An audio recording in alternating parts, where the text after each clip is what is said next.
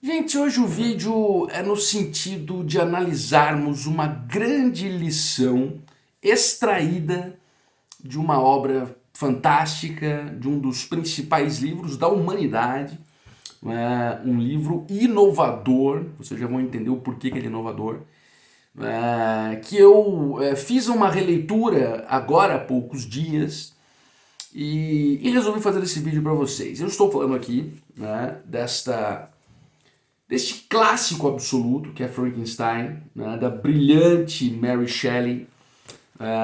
Bom, todo mundo conhece Frankenstein, né? Quer dizer, uma obra que foi, que teve inúmeras adaptações para o cinema, tornando-se, portanto, muito popular, muito conhecida. Esse livro merecia uma resenha muito boa, merecia uma análise muito maior no que se tange a resenha, tá? Eu não vou fazer uma resenha do livro aqui no vídeo. Eu vou dar algumas informações, vou passar bem por cima mesmo o contexto, vou contextualizar para vocês, para chegar até a lição que eu quero. Mas não será uma resenha, tá, gente? Não pensem que vocês vão aqui ouvir uma resenha completa, bem precisa, bem trabalhada, porque não é essa a intenção. Como disse, esse livro merece uma bela resenha, até posso fazer um outro vídeo. Mas aqui vou, portanto, dar esta contextualizada perfunctória, superficial para chegar até essa lição, tá bom? Gente, a vocês que já são inscritos no canal, eu agradeço muitíssimo cada uma de suas inscrições, quer dizer, a inscrição de vocês, ela é fundamental para a continuidade, para a continuação aqui de nossos trabalhos. A você que ainda não é inscrito, está conhecendo agora o canal, peço a sua inscrição. Repito, a sua inscrição ela é importantíssima para a sequência de nossos trabalhos. Tá? Peço também que curtam o vídeo, que dêem um like, um joinha, compartilhem aí com seus amigos e também ative a sinetinha das notificações para que vocês não percam nenhum conteúdo, tá bom? Gente, vamos lá, Frankenstein. Basicamente a obra trata de um filósofo, de um cientista, de um homem que busca de forma desenfreada o conhecimento, que é o Victor Frankenstein, e como um prêmio para sua busca incessante pelo conhecimento, o Victor Frankenstein consegue criar vida, ele consegue dar vida a uma criatura inanimada. Essa criatura foi formada por restos de cadáveres, por partes de cadáveres, Então ele perambulava pelos cemitérios, ia pegando braço de um, perna de outro, tal, e formou ali um corpo aparentemente humano e deu vida a esse corpo, Então ele conseguiu chegar a esse feito graças à sua busca irrefreável pelo conhecimento, etc e tal.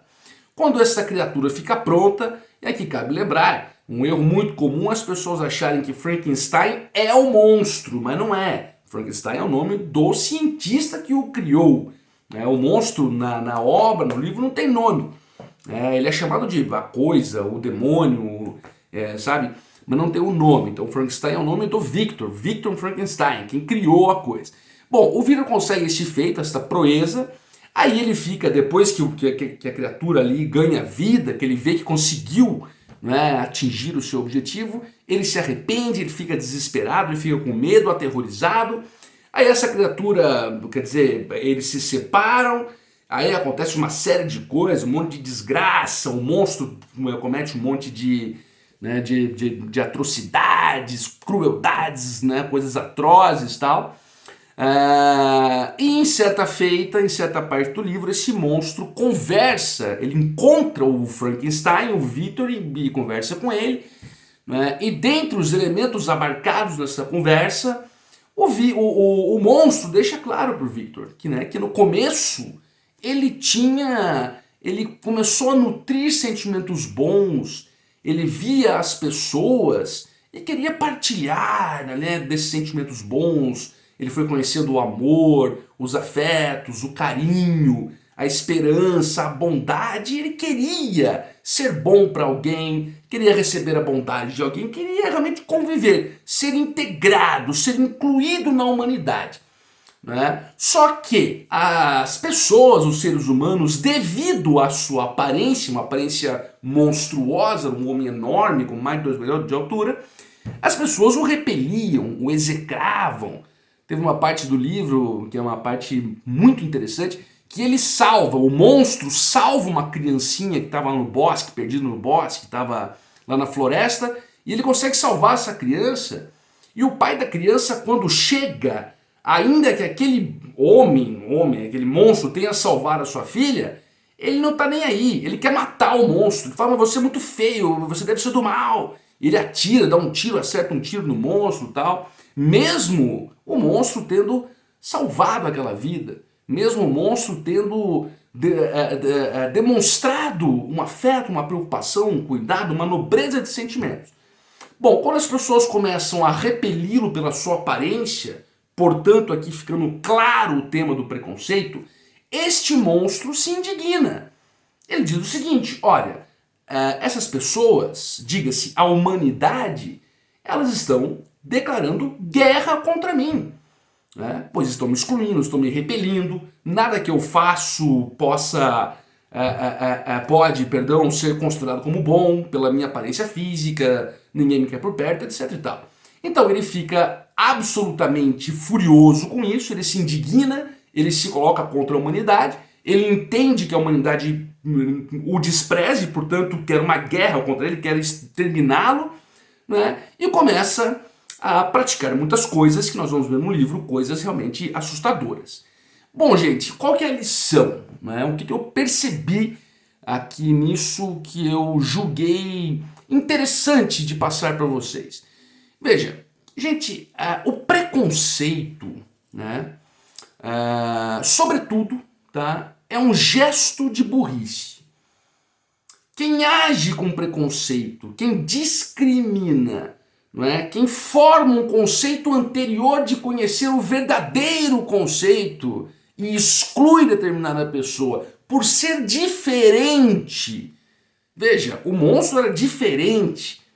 Era um ser altíssimo, com mãos e pés de 2 metros, uma coisa que visivelmente, esteticamente era assustadora. Mas ele nutria bons sentimentos. Portanto, ele era excluído pela sua forma e não pelo seu conteúdo, portanto, vítima de um preconceito. Quem age com preconceito, eu disse que antes de tudo é um gesto de estupidez. Por quê? Porque o preconceito certamente gerará guerra, gerará ódio nos sentimentos, na alma daquele que recebe o preconceito. Ah, Jota, e você acha que isso justifica o crime, a barbárie, a guerra? Quer dizer, a pessoa só porque foi excluída torna-se justa a ação dela de quebrar tudo, de fazer o mal? Eu já fiz um vídeo sobre isso aqui. Né? Naquela oportunidade eu disse, veja, justificar não, mas troca-se o verbo. Explicar sim. Uma pessoa que é lançada à margem da sociedade por sua condição existencial, o que vocês acham que ela vai sentir? Né? Que ela realmente deve acolher aquilo com resignação e ficar no seu cantinho? Não! Né? Isto é imanência do ser humano. Se alguém me despreza, se alguém me afronta, se alguém me exclui, se alguém me lança no lamaçal do desprezo, a reação é óbvia. Opa, esse alguém está declarando uma guerra contra mim. Esse alguém não me quer por perto. Esse alguém quer a minha supressão.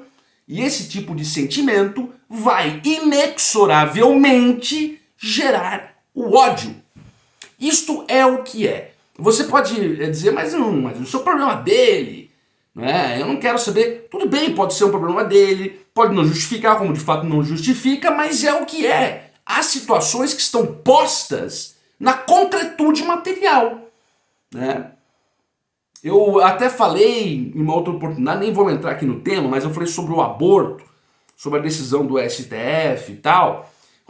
Contra, a favor, tal. Isso na discussão não é nem contra, a favor, a discussão é analisar o fato. O aborto acontece, é o que é. Né? E aqui eu trago para essa situação. Aquele que é preconceitualizado, aquele que é lançado nas fráguas do desprezo, a sua tendência natural é rebelar-se. E a essência da rebelião, claro que não vai ser ternura, não vai ser afeto, não vai ser, digamos, carinho.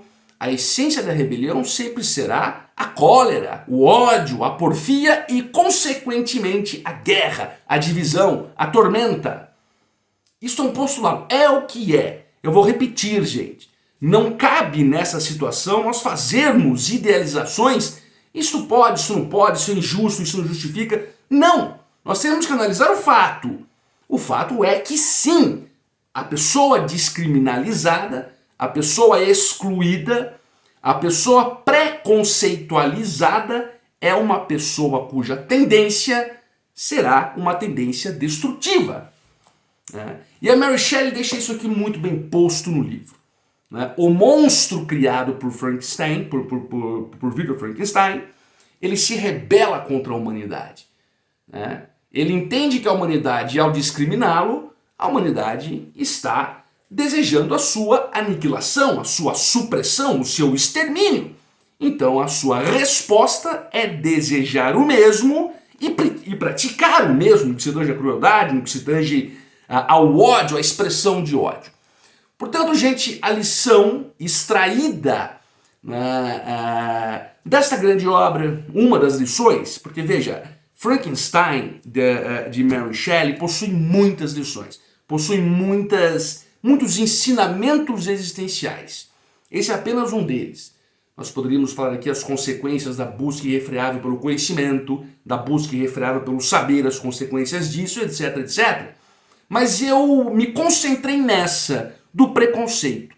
A pessoa preconceitualizada terá, por essência, um sentimento, digamos, de forra, de vingança, um sentimento de guerra, um sentimento destrutivo. Portanto, não sejamos preconceituosos. Repito, o preconceito é, sobretudo, um gesto de burrice, um gesto de incapacidade de compreensão da existência e especialmente de uma existência pacífica, de uma existência boa. Gente, esse foi o vídeo, espero que tenham gostado, espero que eu tenha sido claro, espero que vocês tenham compreendido o que eu quis dizer.